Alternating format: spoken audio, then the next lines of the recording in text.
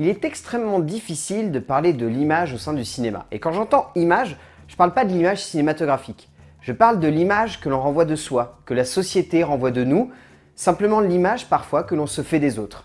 Car aussi parlant soit-il pour le monde du cinéma, ce genre de sujet reste extrêmement complexe à mettre en relief par le biais d'une œuvre de 7e art qui souhaiterait en premier lieu transmettre une émotion d'attachement et non de révulsion. Et en cela, de nombreux auteurs ont souvent tenté par le passé, par le présent, et ne cesseront de le faire par l'avenir, de retranscrire cela au sein d'un métrage. On pourrait citer de nombreux exemples, Sorkin ayant pour leitmotiv dans sa filmographie de scénariste et de réalisateur de parler de la projection d'une image toute faite de l'autre sur notre prochain, alors que l'on pourrait se forger soi-même son propre avis. Ou encore Kaufman, qui a toujours été fasciné par la représentation de l'autre dans l'esprit d'un être humain, ne sachant absolument pas faire la différence entre fiction et réalité, et surtout entre l'image fictive d'un personnage et l'image réelle de celui-ci. Chose difficile à comprendre, mais encore plus, encore une fois, à mettre en relief au sein d'un métrage de cinéma. Mais depuis maintenant quelques films, je pense avoir réussi à trouver un réalisateur qui parvient parfaitement à synthétiser tout cela au sein d'une base de création cinématographique et de conception artistique de l'image. Un jeune cinéaste plus connu pour être le fils d'un grand metteur en scène de comédie américaine décédé récemment, mais surtout connu pour avoir réussi à synthétiser en un seul film une vision clairement véridique et terriblement moderne de l'Amérique, en même temps que par là même avoir su développer des métrages aux thématiques diverses et variées, mais toujours liés par une seule idée, l'image. Jason Reitman est obsédé par l'image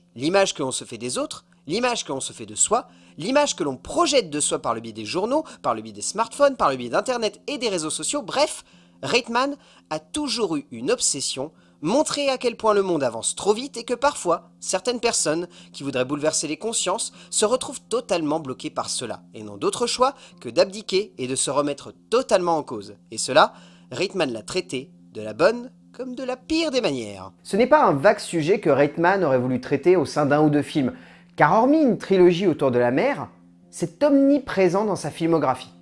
Je l'ai d'abord remarqué vaguement au premier abord dans Thank You for Smoking, qui parlait plus lui de l'image qu'on se fait de l'industrie du tabac, mais au bout du compte le cinéaste en parlait un peu comme Mad Men en parlait, avec un regard de publicitaire, sans vrai recul dessus, ce qui ne m'a pas forcément marqué. Mais lorsque j'ai vu In the Air, j'ai totalement pris conscience que bien au-delà de simplement vouloir mettre en scène un choc des cultures et des générations, le cinéaste voulait avant tout mettre en relief l'impact du numérique et de l'image numérique. Cela se poursuivra par la suite dans de nombreux longs métrages du cinéaste, que l'on va évoquer juste après, car ils en parlent mieux. Mais pour vous dire à quel point cela ressort bien dans In the Air, le long métrage a eu un vrai impact culturel au sein de nombreuses entreprises qui, à l'époque du film, tentaient de passer au tout numérique et qui ont fait un tout petit pas en arrière par le biais de son métrage. Pour vous dire à quel point le cinéaste, je pense, savait pertinemment que son film aurait un impact, plus ou moins fort je vous l'accorde, mais il en avait conscience. Pour moi vient ensuite une époque charnière pour le jeune cinéaste, puisqu'au travers d'un de ses films, peut-être le moins intéressant à ce jour, ou en tout cas le plus controversé, il a cherché à aborder de manière frontale notre gestion de l'être humain au travers d'Internet et des technologies tout numériques, ce qui donnera lieu à un film bizarre et assez inclassable, Men, Women and Children. Pour moi, ce long métrage est assez intéressant à la hauteur de Reitman, mais si cela avait été fait par quelqu'un d'autre, le long métrage n'aurait pas marché et n'aurait pas attiré l'attention. Reitman cherche à parler de harcèlement, de la pornographie, de la maltraitance et des énormes problèmes des réseaux sociaux.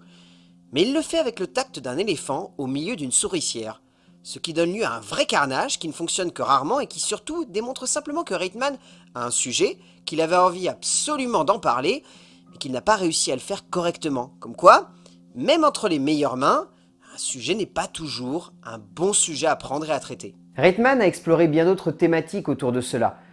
Mais Men, Women and Children reste l'image que toute sa filmographie me renvoie parce que je pense que c'est sa manière la plus marquante d'avoir traité le sujet.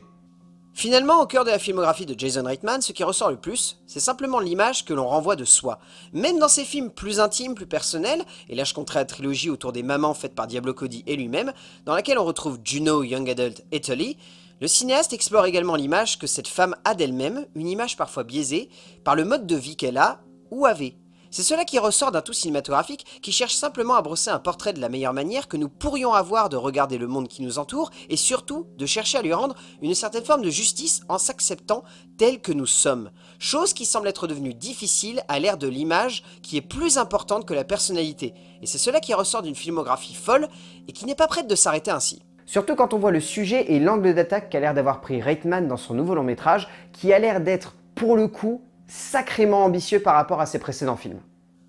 Sans l'avoir vu, il est certain que l'on sait d'avance de quoi va parler The Frontrunner. C'est un long métrage qui va aborder l'impact de l'image médiatique et formelle autour d'un homme qui n'a pas choisi celle-ci. Une image qui va alors prendre une dimension qui explosera les limites d'un auteur qui a voulu repousser la base de ses thématiques pour dresser un portrait bien plus politisé et virulent que ce que certains de ses comparses ont choisi de faire dernièrement. Si la plupart de ses longs métrages précédents étaient avant tout sociétaux dans leur démarche, le cinéaste semble vouloir développer ici une réflexion bien plus proche d'un monde qui est surmédiatisé aujourd'hui, à un point où plus rien n'est vraiment contrôlé. Ainsi se pose le nouveau long métrage de Reitman, ainsi que certainement son nouvel angle d'attaque autour de l'image et de son impact dans la société américaine moderne. Voilà pourquoi je pense que Jason Reitman est peut-être l'un des cinéastes les plus importants de l'exploration de l'image numérique et digitale au sein d'un cinéma américain moderne qui a peut-être tendance à un peu abuser de celle-ci.